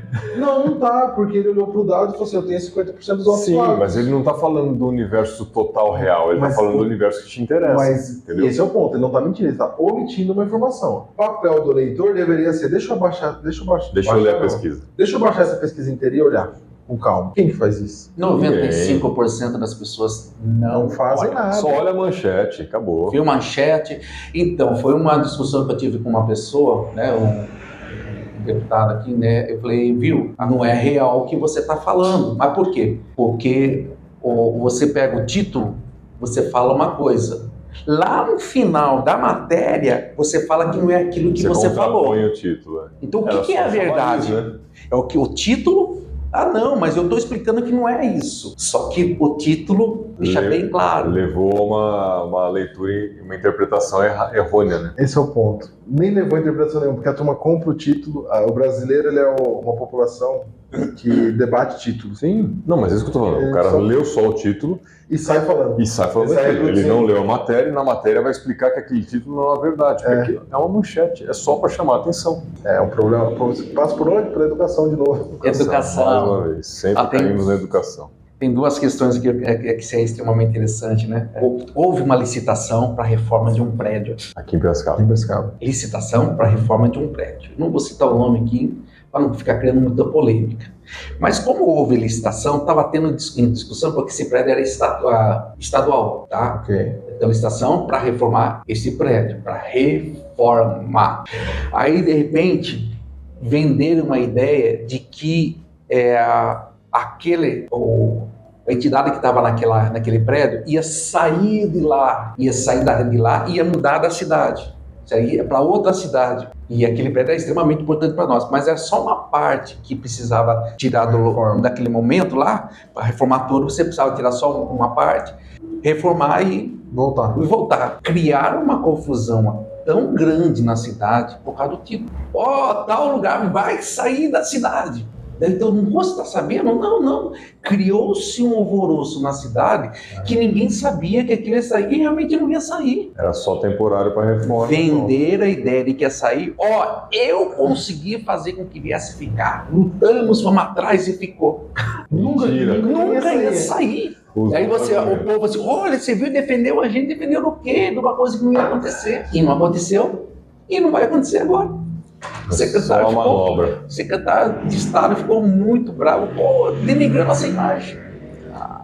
E o cara preocupado com o quê? Voto. Esse que foi um grande problema. Eu brinco que você tem que saber jogar o jogo, né? O jogo é difícil, é pesado. O jogo, para quem participa dele, eu entendo que é difícil. Mas quem sofre é quem não faz parte do jogo. Não sabe o que vai fazer. Porque não tá assistindo Store Talks políticos. Exatamente. Assista, curte, deixa o like. Vamos participar conosco, que é extremamente importante. Vanderlei, fala um pouco para mim, pra gente, pra audiência, como que o vereador consegue? Hoje vocês têm quantos candidatos a vereador que vão sair? E como que o vereador consegue ajudar? Qual que é o papel dele aqui na cidade? O vereador, só complementando, aí falando assim, não só de educação, saúde, segurança, que é o que a maior parte das pessoas perguntam, mas até focando no que é o nosso propósito aqui na Store, que é a parte do empreendedorismo. Sim. Como fomentar negócios. E aí não necessariamente os gigantescos, não trazer uma montadora de automóveis, mas os pequenos, que é mais de 90% do mercado de empreendedorismo. Nós temos um espaço tremendo aqui em Piracicaba para desenvolver. Embora nós temos assim a Uninorte, a Uninesc, sabe esses centros que são extremamente importantes para a nossa cidade, desenvolvimento, né? E muito bem trabalhado, muitas empresas. Nós temos aí empresas fantásticas, tem uma Hyundai, nós temos aí a Caterpillar do Brasil. É muito interessante falar da Caterpillar. Eu me lembro que existia uma parte, um polo dela que ficava lá em São Paulo, na Zona Sul, lá em São Paulo, né? E acabou sendo transferida. Isso também, muitos trabalhadores de São Paulo vieram habitar aqui em Piracicaba, trabalhar aqui em Piracicaba e fixar residência e não saíram mais de Piracicaba, né? Ela é uma grande importância. Fez Piracicaba ser vista, mais vista. Sim, mais vista. Então, nós temos assim, uma situação extremamente importante. E o papel do vereador é auxiliar, não é ficar só mostrando buraco na rua, aquela coisa. É lógico. Qual é o verdadeiro papel do vereador? Ele tem que entender que ele é um legislador, tá? E fiscalizador. Ele fiscaliza o executivo, ele tem que fiscalizar, né? Fiscalizar o que o executivo está fazendo, sabe? Tem que sim trabalhar em relação ao que está acontecendo com a educação, com a saúde, você fazer a fiscalização e cobrar o executivo por isso. Tá? Mas não adianta apenas só falar, cobrar, mas também auxiliar para que realmente possa trazer soluções para os problemas. Apontar só o problema é fácil, né? Mas contribuir para que aquele problema venha a ser solucionado é outro caso. Por isso tem que se envolver e entender como são os processos, né? Através das leis, né? Das leis, para que possa trabalhar as leis, para que possa tratar os projetos, buscar recursos. Ajudar a buscar recursos, porque, bem, nós temos a arrecadação municipal, embora Piracicaba, a arrecadação ela é excelente. Nós somos o 13º município do estado de São Paulo em arrecadação, 13º município em extensão territorial. Vai perguntar se os vereadores conhecem a nossa extensão territorial, sabem quão grande ela é, o que pode ser feito. Nós temos bairros aqui dentro de Piracicaba que é muito mais distante do que os municípios que estão ao nosso redor. Né? Tem um bairro aqui que tem 30 quilômetros de distância. Caramba, é um distrito nosso dentro de Piracicaba, até porque nós temos assim uma extensão tão grande que margeamos 15 municípios aqui. São 15, cara? 15 não sabia municípios. Dessa informação, não sabia também. 15, é muito grande. A gente tem margem aí com Saltinho, Rio das Pedras, né, Limeira, aqui Santa Bárbara, Rio das Pedras, Rio Claro, São Pedro, e assim vai, Santa Maria da Serra. Sei que são 15 municípios, moço. É muito grande. Nós somos o 13º município em extensão territorial do estado de São Paulo. A cidade de São Paulo ocupa a 9ª extensão territorial. Nós somos 13º, bem próximo de São Paulo. Então, de extensão. Olha o espaço. Então, primeiro, o vereador ele tem que saber quais são as problemáticas do município, buscar, estudar, fazer o que a gente fez, estuda, saber o que ele pode fazer, qual é o papel que ele tem que desempenhar, ser um auxiliador, mas ser fiscalizador. Ele tem que ser um fiscalizador, porque o executivo, ele executa. Então, obras, o vereador não tem que tapar buraco, o vereador tem que fiscalizar para que... Por que não está sendo feito? Por que não está sendo feito? Por que as empresas... Por que as empresas não estão executando? Por que o produto ficou ruim? Exato, tudo isso. Por que está faltando tanta água? Esse é um ponto crucial também para a cidade. Outro dia fiquei 3 dias sem água lá em casa. 3 dias. A gente está na vila. Que vai limpar, acabar. Eu tento lavar o banheiro aqui, eu não consigo, gente. Não tem pressão. Não, tem não, e acabar água. Acaba água. Eu joguei a água, quando eu fui enxergar, acabou a água, foi embora. Quase todos os dias eu vou tomar banho. Não tem faxineira não, gente. Não, é igual lá no Republicano, eu que faço tudo, faço cafezinho, faço a limpeza, aquela coisa. Embora tenha um auxílio pelo menos uma vez por mês, para fazer uma faxina lá, porque não aguenta, né? Dá uma faxinada boa. Mas assim, ele tem um papel fundamental, sabe? O que a gente fazia? Né? Ensinar um pouquinho os vereadores, né? Eu ia em todas as secretarias, entender como funcionavam as secretarias, me colocava à disposição, vem cá, o que eu posso fazer? E o vereador pode fazer muito, sabe? Muito mesmo, através dos projetos de leis, lutar para que, quando vem o orçamento, destinar emendas para algumas secretarias, entidades assim, para que possa funcionar melhor. Quer dizer, saber onde buscar e captar recursos também do governo do estado, do governo federal também. Como que funciona essa parte de buscar recursos e destinar para quem precisa? Assim dentro do município, digo. Dentro do município, né? Então é muito interessante buscar recursos. Então o estado tem o seu orçamento e os deputados, tá? Vamos lá, que dentro do estado, os estaduais, ele tem direito a fazer emendas, né? Emendas parlamentares. Olha só, o estadual aqui, ele pode indicar até 12 milhões, tá? Olha só, 12 milhões, 12, tá? Não é mais do que isso não, tá? Tem gente que tá falando que é muito mais do que isso, mas é 12 milhões em emendas parlamentares. Isso falam os deputados, tá? Sem encontrar as secretarias que também têm os recursos para destinar para alguma coisa que o município precise. Um exemplo, Secretaria de Esportes, tá? Existem programas de governo, tá, que favorecem os municípios, né? Eu lembro das areninhas, de programa de esportes, então fazia parcerias.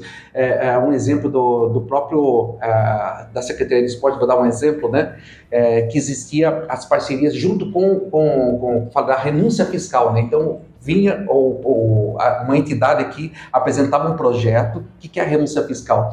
Em vez de a empresa aqui destinar 100% da arrecadação dos impostos para o Estado, ela pode destinar também, eu acho que são 5% do recurso dela. É limite de 5%. 5%. É tipo a Lei Rouanet para o esporte. É para o esporte. Ou para as outras entidades também. Então, saber buscar isso. Então, ensinar a fazer os projetos para que possa ser apresentado, caso aprovado, a gente poder fazer a parceria. Parceria extremamente importante são as PPPs, né? As parcerias públicos-privadas, onde nós podemos atuar de diversas formas. Então, se ele tem esse entendimento, saber buscar e ter essa ponte, né? É extremamente importante para que possa o município não depender apenas da sua arrecadação, que às vezes não é o suficiente.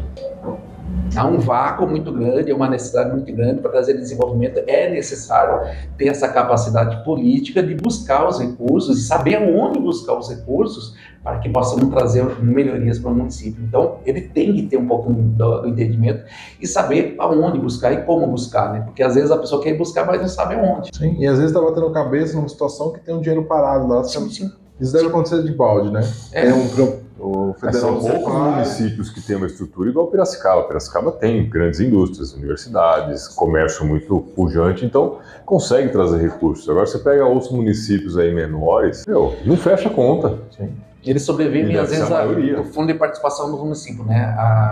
Então, às vezes não é o suficiente, com certeza não é o suficiente.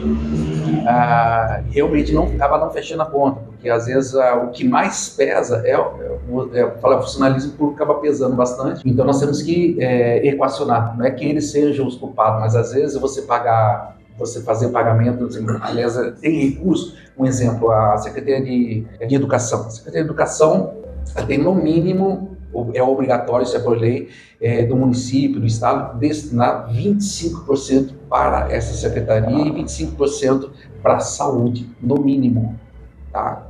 Então, no mínimo, é você trabalhar isso. Imagine só, aí você já foi 50% do orçamento. E as outras secretarias? Tem secretaria que sobrevive com 1%. Tem secretaria que só sobrevive de buscar recursos, né? De trazer recursos através de programas. Um exemplo, a Secretaria de Assistência Social, ele é campeã, ela consegue trazer bastante recursos para o município se ela buscar, sabe, essa participação com o governo, né, trazer os programas do governo federal e o programa do governo estadual também para dentro do município. Mas aí vai o secretário também, o secretário tem que saber buscar, né? Tem pessoas que possam buscar. Você falou de 50% para educação, 50% para saúde. Isso é algo que vem da Constituição. Isso. Você vê, é um negócio que, ok, de certa forma até faz um sentido, mas também não faz um sentido, porque... Posso continuar? Não, pode continuar. Continue. Porque se pegar um município, por exemplo, que ele tem uma boa eficiência, ele destina lá os 25% para educação. E é obrigado a gastar. E ele é obrigado a gastar. Então ele vai lá e tem que trocar, às vezes, de cadeira, sendo que as cadeiras estão novas, mas ele é obrigado a fazer isso.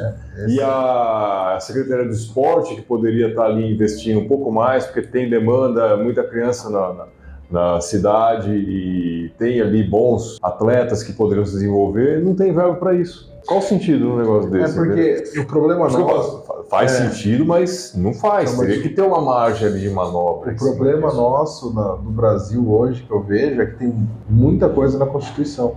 Eu acho que a Constituição deveria dar deveria dar uma orientação que os estados deveriam focar em saúde, educação e segurança. Foca nisso. Quando isso estiver bom, remaneja. Da forma como está hoje, ele engessa. E é como você falou, tipo, Piracicaba é uma cidade que educação a gente tá legal até. Nas escolas municipais, falando das municipais. A gente tem um índice legal de educação, mas não importa, ela vai ter que gastar o orçamento. Então, você pegar um secretário que não traga projetos para melhorar esse índice e só force gastar o que está previsto, só vai gastar dinheiro. E se não gastar, ele tá perdido. Ele tem que gastar o recurso. Esse é outro fator. A gente incentiva o desperdício. Deveria ser premiado.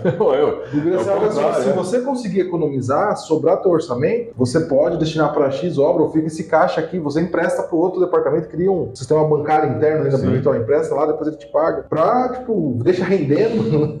Mas tem que ter, assim, a anuência de todo mundo, né? Tem pessoas que não entendem. O governador do estado, ele tentou fazer isso. E que ele tirou, tá? Ele está tentando remanejar exatamente para a mesma educação, para poder atender de forma de uma forma assim, mais correta, para que possa realmente atingir o aluno, a classe e tudo mais.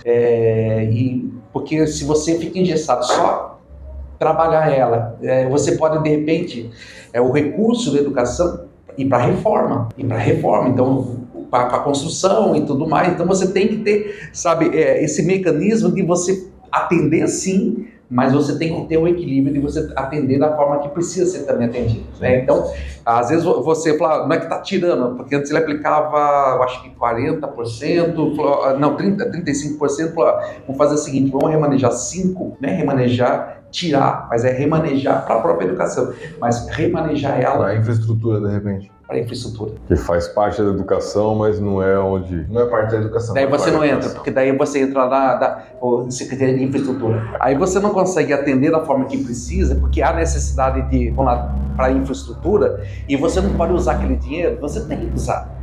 Então você apenas está remanejando para que possa atender uma necessidade que existe da área. Eu conversei com o Marcos, que trabalhou muito tempo na Exalc.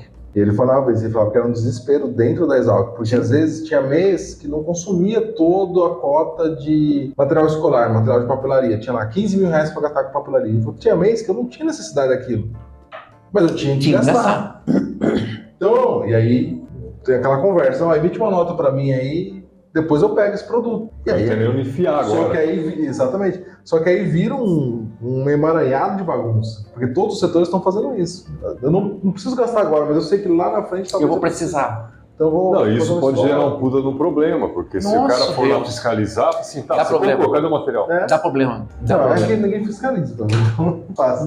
Mas é uma decisão. Se for, mas se deu azar... Você atrapalha a gestão. Poderia ser um negócio, você tem um orçamento anual aqui, ou vamos avaliar vocês, se vocês conseguirem economizar, X vai ser revertido, economizar e manter a qualidade, plano de carreira. É o que uma empresa, um empreendedor tem que fazer. Você não vai comprar material desnecessário porque você tem dinheiro para aquilo. Você vai comprar aquilo que você precisa. Se eu não preciso disso, eu preciso do outro, eu não vou usar a verba de marketing para comprar produto de limpeza, né? Uhum. Exato. E o importante é que seja usado da forma correta, entendeu? Da forma correta. Às vezes, como você falou, muito específico. Isso traz um cada lugar tem a sua necessidade. O Brasil, desse tamanho que é, né? No começo da nossa conversa aí, realidades completamente diferentes. Você obriga a fazer uma coisa que naquela região não tem necessidade. Sentido, né? Exato, com certeza. Vou obrigar o baiano a comer arroz sendo que ele quer farinha. É outra cultura. Entendeu? É o nordestino com cuscuz, né? Você tirar, viu um memezinho na internet, você viu esse cara com a capinha? Não mexe no meu cuscuz. Não, vou fazer dieta, mas se mexer no meu cuscuz, eu mato ele. Melhor que ela falou, eu joguei fora o cuscuz. Ele fala, não, você não fez isso. Eu acho que se ela tivesse jogado, tinha acabado o casamento. Mas são realidades diferentes, são públicos diferentes, mercados diferentes. Deixa eu fazer uma pergunta agora, assim, já encaminhando para o fim. O Brasil tem solução? Tem. Eu tenho esperança. Então que bom, não sou só eu. Eu acredito que tem esperança sim. A gente fala essa trajetória nossa, né, que eu passei de São Paulo, Minas, Ribeirão, trabalhei na Secretaria de Assistência Social. E eu aprendi muita coisa lá também. Foi uma experiência incrível para mim. Vindo para Piracicaba, eu acabei me tornando presidente do Comitê Pop Rua por conta de um trabalho voluntário que eu faço com os Anjos da Madrugada, quem trabalha com moradores em situação de rua. Até o termo, né? Morador em situação, porque ele não é morador de rua. Ele está em situação. Assim como um político, ele não é político. Não é político. Ele não é vereador, ele está vereador, ele está deputado, está prefeito. Ele não é, embora acaba ficando a prerrogativa, mas ele está apenas no exercício do mandato. Ele foi colocado ali pela população. Exato. Então, se renova a cada 4 anos, ele tem que entender isso, tá? Então, o povo é que decide isso. Então, quando você passa a ter essas experiências extremamente importantes, né, que o trabalho de voluntariado também é muito. Eu trabalho na Festa das Nações, Festa da Batata, Festa do Frango aqui junto com a... Aliás, Piracicaba tem bastante festa. Muita festa. Essa semana a gente vai ter a do pastel lá na... Então já tá rolando, acho que começou. Já começou? Hoje ou amanhã começa. Ali na rua do Largo dos Pescadores. Sim. Então você vê quantas pessoas que se colocam à disposição e essa querem semana fazer... já foi, tá, gente? É verdade. Então quando a pessoa, assim, a gente vê que as pessoas se colocam à disposição e tem muita gente querendo ajudar ainda. Muita gente, não é pouco, é muito. Muitas pessoas querem se tornar voluntárias, mas não sabem como fazer isso. As pessoas querem ajudar a construir, mas não sabem como construir. Então, assim, a participação política das pessoas é extremamente importante. Quando participar, não da politicagem, mas da participação da verdadeira política, da discussão que nós estamos fazendo aqui, discussão de ideias, sabe, trazer pessoas que conheçam e possam contribuir de alguma forma, usar isso, sabe, sugar isso para que a gente possa também ajudar a construção.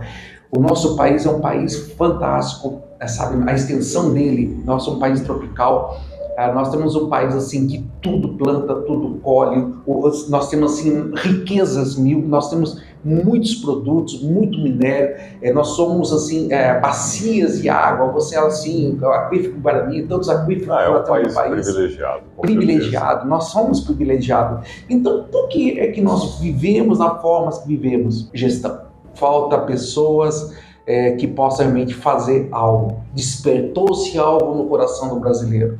Mas você vê uma coisa que, infelizmente, muitos não querem que o Brasil se conserte. Então nós temos que trabalhar para consertar, sabe? Colocar no coração para que as pessoas votem certo, escolham certo, da melhor maneira possível, né? Vou escolher o menos pior, né? Nossa, isso é um absurdo. É ruim.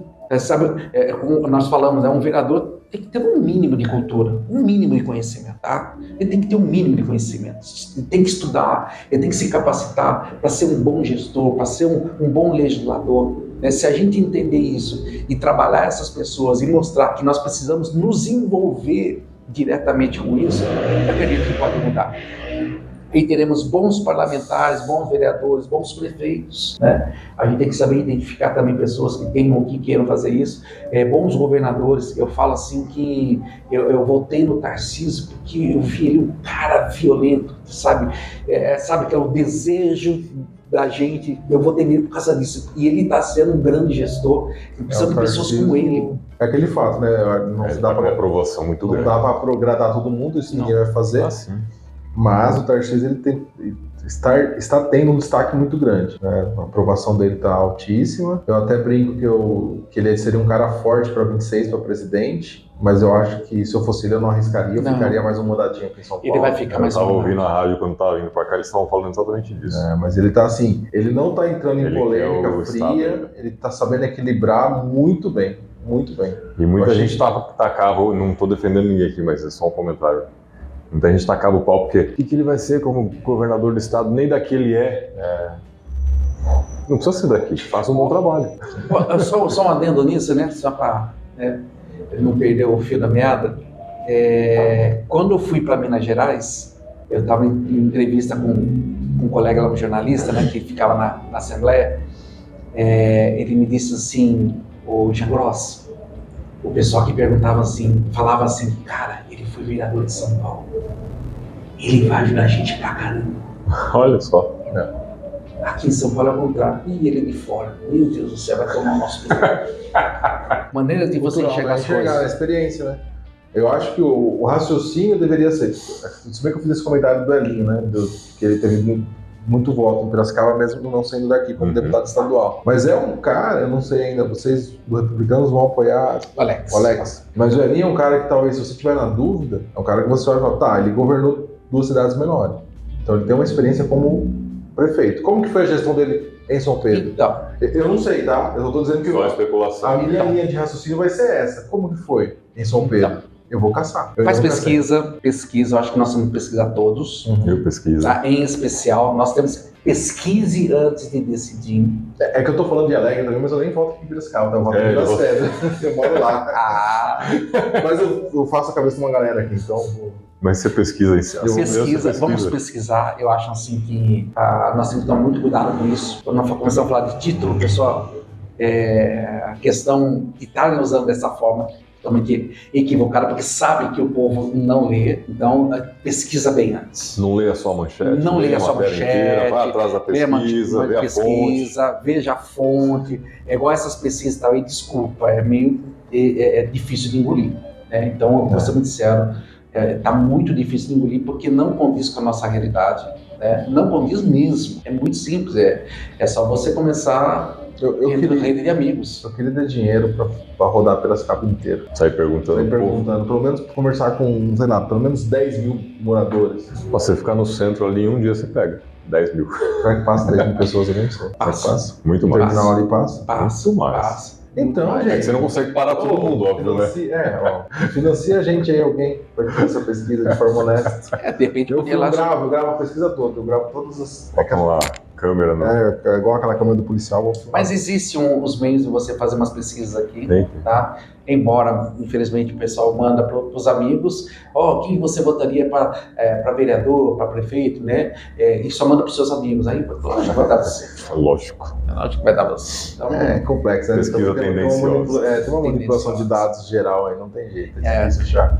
E é extremamente importante defender os nossos, né? Mas a gente fala, vou defender o meu, né? Aqui, assim, eu acredito no Alex, acredito que ele é uma pessoa assim de boa índole, ele é de Piracicaba, nasceu em Piracicaba, embora assim, mas ele estudou, viveu aqui e acabou também tendo a sua vida, acabou indo para São Paulo também, fez o trabalho e voltou agora para sua terra de origem. Sua mãe, seus pais estão aqui, né? A mãe dele mora aqui, mora lá em Artemis, ele é de Artemis. Lá. Sim, lá de Artemis. Então, veja quem está junto, analise quem está junto, os partidos que estão juntos, as pessoas que estão juntos, analise os partidos políticos, veja quem são os seus dirigentes, quem são os seus apoiadores, estude tudo. Se você fizer uma análise bem ampla, você vai entender que tem certas pessoas que nós não podemos votar de jeito nenhum. Tá? Bem ampla. Então nós temos que analisar. Então comece a fazer toda a análise, nós temos tempo. Ainda temos tempo. Pelo menos para prefeito você consegue, você já tem certeza de quem está vindo, em quem são os candidatos. Então você tem tempo de pesquisar. Faz uma pesquisa antes, né? Você é do MBL, então meu amigo Benac que está... Ele até falou, te falei lá, Vanderlei, vou falar com o pessoal. Maravilha, tamo junto. Foi o primeiro que a gente conversou sobre política. Que legal. Então, assim, a gente conversa muito, né? Então, vamos fazer uma boa análise. Eu gosto de estudar, não vou falar por paixão. Paixão é uma coisa, né? Você fazer paixão, porque eu quero que o meu ganhe, tá? Então, vamos fazer uma análise de quem são. Então, faz um processo eliminatório, sim. Faz um processo eliminatório. Por que não? Por que não? Por que não? E por que sim? Então, existe, não desmerecendo o trabalho das pessoas, mas tem alguns que foi bom, mas já passou. Eu acredito muito nisso. Já passou. Rio das Pedras provavelmente vai virar 3 candidatos para prefeito, somando os 2 já deu 5 mandatos. Então, renova, né? Renova, e a pessoa que a terceira opção, a Vanessa, ela me pareceu ter boas intenções e o conhecimento e bagagem para trazer gestão, tem empresa. Sei que é diferente, público e privado, mas tem alguma coisa que você usa de um para o outro. Então, mas é a vereadora de lá, né? Ela foi vereadora, teve um mandato como vereadora. O que eu acho que falta... Ela está como vereadora. Ela está como vereadora. Está. E não sei se vai sair todos que falaram que vão sair, mas... Ainda está em fase de pré-candidatura, né? Tem algumas coisas para se resolver. Muitas decisões estão sendo tomadas. Por que os republicanos não pensam em colocar um candidato Nós estamos a prefeito? lançando, nós estamos crescendo, fortalecendo, o partido cresceu, nós estamos aqui desde 2007, né, o Republicanos, nós temos o vereador que está desde 2004, eleito em 2004 até hoje, né, 20 anos. Ele está hoje? É o Paulo Henrique, ele é o vereador do Republicano, nós temos elegido a Alessandra Bellucci. Interessante, né, quando a gente fala assim de mandato, né, você vê, quando nós vamos fazer a filiação dela, uma surpresa nossa, você fazer a filiação, você tem que ter o título de eleitor. Ela não tinha o título de eleitor. A primeira vez que ela votou foi para ela. Nossa. Caraca, sim, senhor. Mas como ela não tinha? Ela não tinha, nunca tinha tirado o título de eleitor. Estava irregular. Totalmente. Queria ser candidato a vereador, nunca tinha votado. Ela não tinha 18 Mas como? anos. Você tem que ter exercício, sabe, os direitos, né? Porque é direito, né? Não são obrigações. E as obrigações que nós temos, né? Nós conseguimos regulamentar e acabou sendo eleito. Então, em 2016 fizemos 2 vereadores, nessa também fizemos 2 vereadores. A gente acredita que no trabalho que estamos fazendo, que hoje em Piracicaba cada partido pode lançar no máximo 24 candidatos, né? Nós temos os 24 candidatos. É lógico, assim, há uma preocupação porque a gente vem crescendo eleição após eleição. Eu acredito que ainda não é o momento, mas nós vamos lançar o vice. Tá. O vice que está com o Alex, que é o Eric, né, que está com a gente. Então, o Republicano lança o vice e a gente vem trabalhando nessa forma de se fortalecer para que nas próximas, sim, a gente venha lançar um candidato. Né? A gente está crescendo, a cada eleição crescendo bastante. E hoje nós somos considerados um dos partidos grandes de Piracicaba. Na eleição passada, nós fomos o 4º partido mais votado da cidade. Fomos o 4º partido mais votado, então há um reconhecimento muito grande. Há esse reconhecimento, principalmente no meio político, né? E quem está fazendo a gestão, né? Então é importante entender isso, que a gente tem um trabalho de bastidor pensando nisso. Quando você me perguntou, e aí, você vem candidato também, né?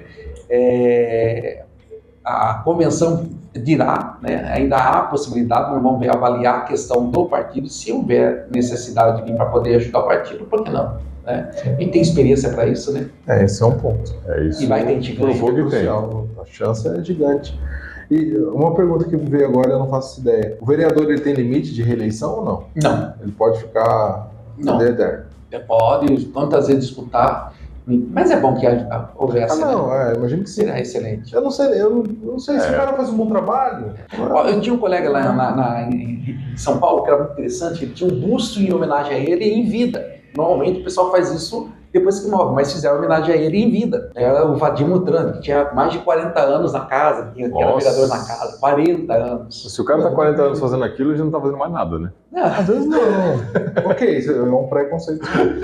Mas às vezes não, às vezes ele tem uma experiência fodida que ele tá olhando pros projetos e fala, cara, esquece disso aqui, porque isso aqui não vai resolver nada, isso aqui vem pra cá. Cara, eu aprendi muito com ele. Ele falou assim, nós somos parlamentaristas, nós temos que cuidar da casa. Então ele tinha uma preocupação de orientar todos os vereadores, olha, você tem que ter um zelo pela casa, você não pode denegrir a imagem da casa, nós não podemos perder moral. Aí se a gente olha aqui a casa... Tudo. O pessoal preserva a casa, né? Uma beleza. Com essa... Chega, né? Porque, pelo amor de Deus, se falar mais mal aqui, a gente vai ser crucificado. Não, mas estamos falando a verdade. Não, mas sabe, é uma coisa que a gente não fala muito. Tá aberto, tá, gente? Se você assistir aqui e tiver um candidato que é conhecido, é que é difícil conversar, achar os candidatos. Eu mandei e-mail para vários da Câmara que são. Chamei no Instagram do pessoal também. Então a gente está convidando todo mundo. Não só vereadores, mas pré-candidatos a prefeito também, né? Estão todos convidados Às vezes a gente não consegue acesso a todos, mas estamos formalizando aqui. Então, Eu vou ajudar. nos acompanhe. Com certeza. E obrigado aí pelo papo. Acho que se deixar, a gente aprendi bastante hoje aqui. E não deu tempo de falar tudo. Não falei de Ribeirão, não deu tempo. Não dá, é muita história. Volto, vamos falar mais um pouquinho. Mas muito obrigado aí, espero que o pessoal também que nos acompanha tenha aprendido bastante aí. E nas próximas eleições, escolha melhor os seus candidatos. Com certeza. Semana que vem tem mais? Semana que vem tem mais.